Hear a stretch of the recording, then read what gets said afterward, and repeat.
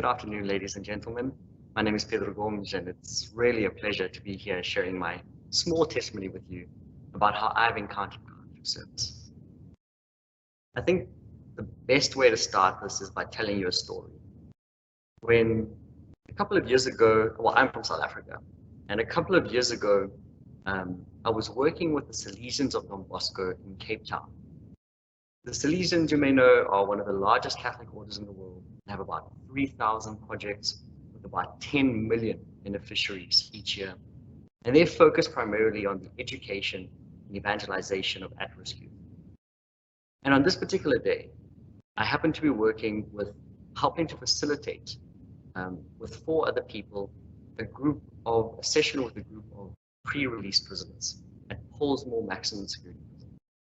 Now, Pollsmoor, history buffs there will know, became famous because Nelson Mandela served time there during apartheid as a political prisoner.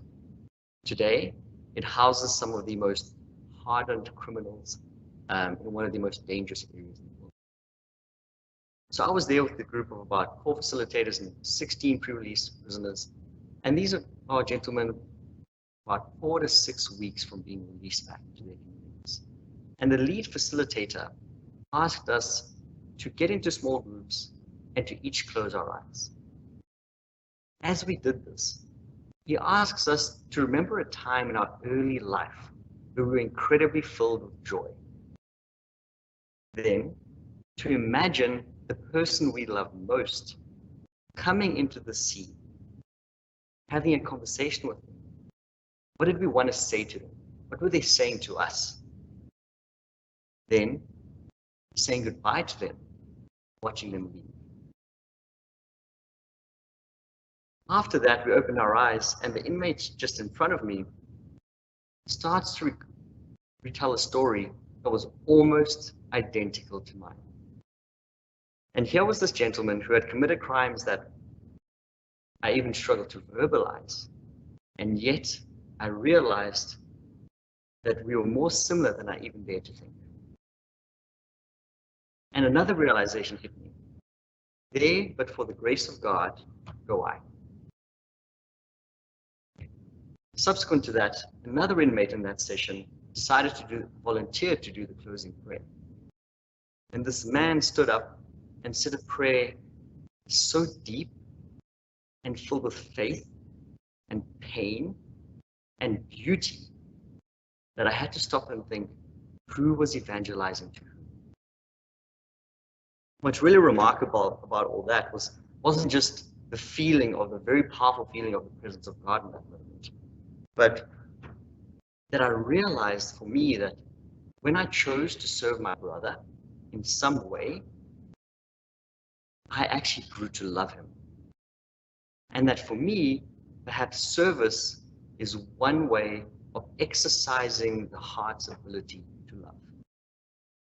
And why I say this is because I think that old sort of cliche that when we give or when we serve, we receive far more back than what we've ever given, just to be so incredibly undeniably true. But I think there's a difference between giving and sacrificing. You know, when we give, we're sort of giving of the surplus. We're giving what we don't really need, you know, that spoonful of cream, and we're okay because we've kept the gallons of milk.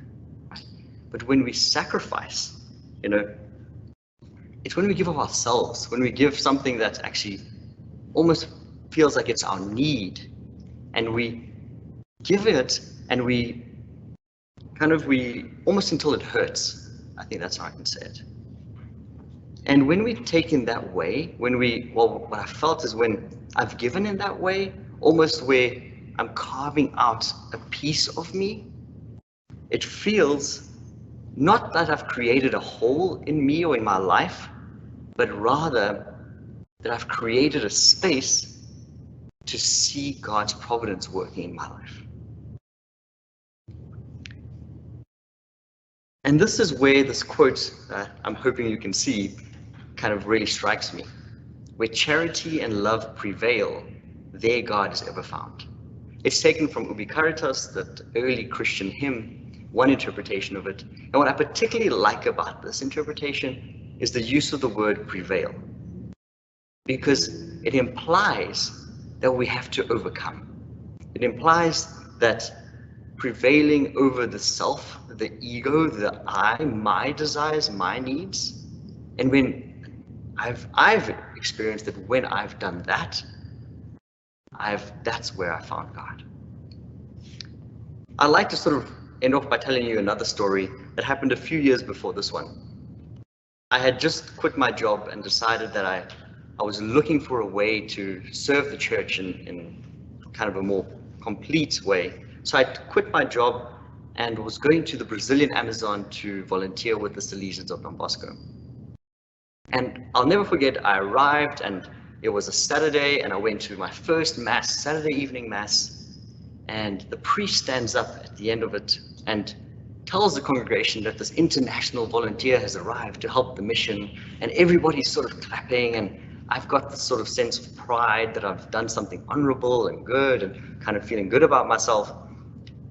And then at the end of mass, I'm outside sort of greeting and getting to know some people, and this sort of older, slightly raggedly dressed gentleman comes up to me and says, "Follow me." Now, for me, going to the Amazon was already a bit of a stretch. In the middle of the night, being asked by a character who I don't know what his intentions are to follow him, kind of really tested me a little bit for a second. I glanced over at the priest and he says, so I start to walk with this man and he's not particularly chatty. But we're walking, and as we're walking, kind of the street lights become more dim and further apart. And as we keep walking, the neighborhoods become less sort of accommodating, and as we keep walking, the hairs in the back of my neck maybe raise a little bit more, and eventually we get to this man's home, and there, I can only really describe it as a sort of developing world, simple, humble abode. It looks like there hasn't really been any painting in the last few decades, and again, a lot of kind of broken little pieces here and there, and very simple, almost no furniture. And we walk into his kitchen, and he opens the cupboard, and there's nothing in there. And so he opens the next one, and there's a little box of cookies. And he turns to me, grabs this, and gives it to me and says, "Here, this is for you." And once again, I had to sort of stop in awe, and I'm still in awe today, of this man's generosity. He had bare cupboards and he gave me the only thing he had in them. And again, I had to stop and think, who was evangelizing to who? And I tell you this because I felt that it has been in serving that that the scriptures have become real. In that example, it was the widow and her mite, a living embodiment of the widow and her mite. And it has been in serving that I have realized that God is real, because I've encountered him through the actions of the very people that I was supposed to be serving. Thank you very much.